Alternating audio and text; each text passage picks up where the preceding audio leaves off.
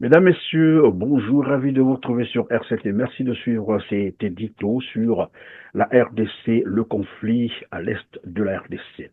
Que comprendre de la rencontre Félix Tshisekedi-Paul Kagame à Doha, au Qatar, dont le plus grand secret? Beaucoup d'Africains s'en réjouissent d'ailleurs, alors que les deux protagonistes étaient attendus le même jour à Luanda et qu'ils ont boycotté. La question est légitime, d'autant plus qu'avant Doha, plusieurs autres négociations directes Tshisekedi-Kagame ont eu lieu avec, bien entendu, les mêmes décisions finales, les mêmes recommandations de cesser le feu, malheureusement sans résultat sur le terrain. Félix Tshisekedi avait fini par déclarer en public qu'il ne négocierait plus jamais, mais alors plus jamais en tête-à-tête avec Paul Kagame, qu'il qualifiait d'ailleurs de génocidaire. Yango tango na eko fongola miso na lobi na ye yo na ngai masolo ya ngai na yo abuo pia ngai na yo banzela ekabwani libela ti na ti kokutana ya ngai na yo beka kaipa ya nkolo ya kelaki biso po asambisa biso ayeba nani azalaki malamu nani azalaki mabe.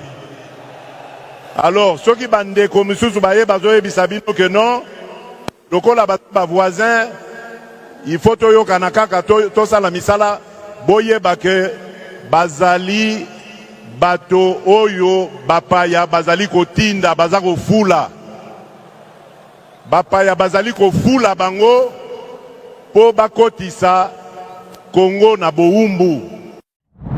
De son côté, Paul Kagame a toujours nié, vous le savez, l'implication de l'armée rwandaise dans le conflit à l'est de la RDC et qu'il estime que les déclarations ou les accusations de Félix Tshisekedi sont une aberration, des allégations mensongères, une sorte de manipulation de masse, au point de traiter Félix Tshisekedi de pauvre vendeur de pizza, une manière de réduire son adversaire à la plus simple expression de quelqu'un qui ne comprend rien et qui n'est pas digne de gouverner la RDC. Une attitude désinvolte, un mépris envers le président de la République démocratique du Congo, j'allais dire une tentative de vouloir afficher sa supériorité face à Félix Tshisekedi. Malheureusement pour Paul Kagame, sur qui on apprendra finalement qu'il serait lui-même passé par un camp de réfugiés où il a survécu grâce à la vente des œufs à la criée. Comme quoi, chacun sur cette terre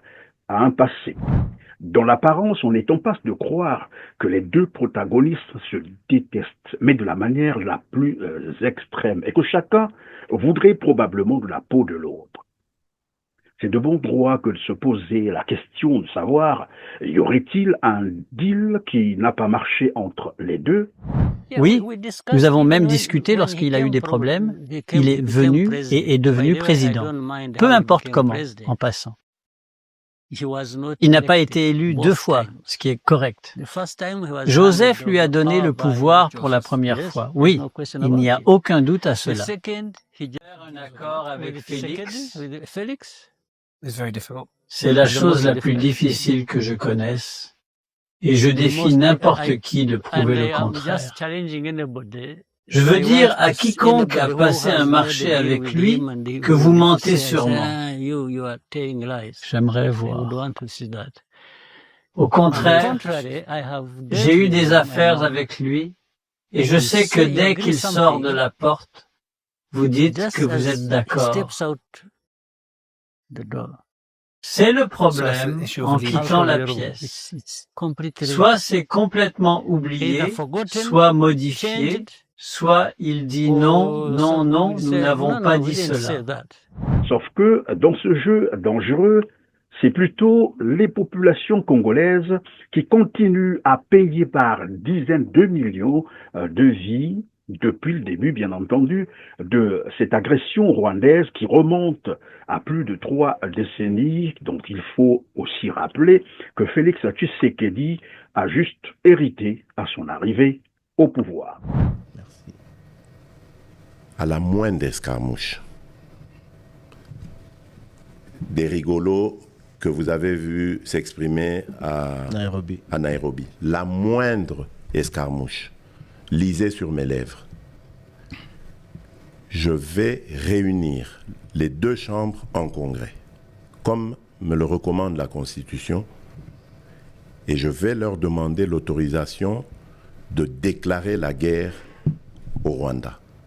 Je le dis et je pèse mes mots, parce que je suis même prêt à cela.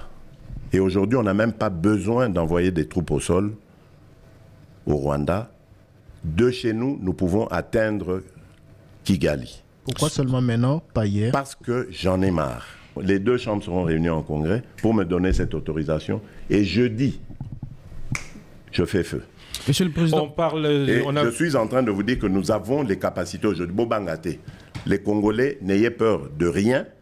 Nous avons aujourd'hui les capacités de mettre cet individu hors d'état de nuire. Ça, c'est pour la situation de l'Est. Parce qu'il en a fait trop et ça suffit.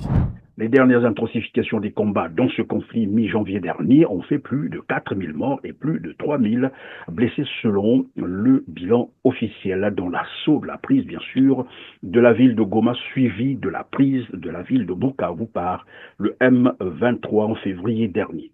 Malheureusement, les civils ont payé les prix les plus élevés de cette crise. Les affrontements ont eu lieu dans les zones densément peuplées, des centaines de morts et des blessés dans la population civile. Avec l'utilisation d'armes lourdes dans Goma, les conséquences ont été dramatiques. Une semaine après l'arrêt des combats à Goma, la ville reste difficile d'accès. Un appel est donc lancé pour permettre la mise en place d'un corridor humanitaire et l'acheminement de l'aide en urgence. Félix Tshisekedi, je vous l'ai rappelé en amont, avait donc juré de ne plus jamais, mais alors jamais négocier en tête-à-tête avec Paul Kagame, qui lui aussi de son côté nie toujours l'implication de son armée dans les massacres à l'est de la RDC. D'où vient donc que les deux protagonistes aient décidé de se retrouver en tête-à-tête dans le plus grand secret à Doha, au Qatar, pour négocier encore un énième cessez-le-feu dont ils sont pertinemment conscients qu'il n'aura aucun effet sur le terrain. Et d'ailleurs, au moment où nous réalisons cet édito, nous apprenions que le M23 continue son avancée sur le terrain. Le M23, soutenu par le Rwanda, a poursuivi son avancée en territoire congolais, malgré l'appel à un cessez-le-feu immédiat lancé par les présidents congolais et rwandais. Mercredi soir, les rebelles ont atteint les abords de la ville de Walikale, selon des habitants cités par Reuters. Des coups de feu ont été entendus près du quartier Niabangi, selon des témoins. On est donc en droit de se poser certaines questions, notamment jusqu'à quand Félix Tshisekedi continuera-t-il à croire en la duplicité des partenaires du Rwanda, le Qatar en est un. Comment expliquer que Paul Kagame ait accepté de négocier un cessez-le-feu à l'est de la RDC si son armée, comme il l'a toujours clamé, n'était pas impliquée dans le conflit à l'est de la RDC et ne soutenait pas le M23? Pourquoi Félix Tshisekedi a-t-il privilégié la rencontre en toute discrétion avec Paul Kagame à Doha, au Qatar, alors qu'ils ont boycotté les négociations de Luanda? À l'heure où tous les regards étaient tournés vers Luanda, où des négociations directes entre Kinshasa et le M23 étaient prévues avant que le groupe armé finalement ne décline, à Doha, Félix Tshisekedi rencontrait Paul Kagame. Pourquoi torpiller les démarches qui ont une certaine lisibilité et clarté, c'est-à-dire celle de Luanda et celle menée par l'Église catholique et le CC, et choisir une démarche aussi opaque, aussi floue que celle des Qataris? Rappelons qu'en juin 2022, le troisième conclave de Nairobi des chefs d'État de l'EAC pour la paix dans l'Est de la RDC avait décidé d'un cessez-le-feu et du retrait du M23 sans succès. 7 chefs d'État de l'Afrique de l'Est se sont rassemblés à Nairobi au Kenya ce 20 juin 2022 dans le cadre du troisième conclave des chefs d'État de la communauté de l'Afrique de l'Est, avec en ligne de mire la situation de l'Est de la République démocratique du Congo, en proie au banc des armées et objet de tension avec le Rwanda. Convoqué à l'initiative du président kenyan Uhuru Kenyatta, le sommet a été consacré à la résolution pacifique de la crise entre la RDC et le Rwanda. Les présidents du Kenya, de la RDC, du Burundi, de l'Ouganda, du Rwanda, de la Tanzanie et du Soudan du Sud se sont réunis pour sortir les pays frères de l'impasse. Un mois plus tard, donc le 6 juillet de la même année, Félix Tshisekedi rencontrait de nouveau Paul Kagame à Luanda sous l'égide du président angolais Lorenzo. Un cessez-le-feu, vous le savez, avait également été acté et l'arrêt des hostilités, mais jamais respecté.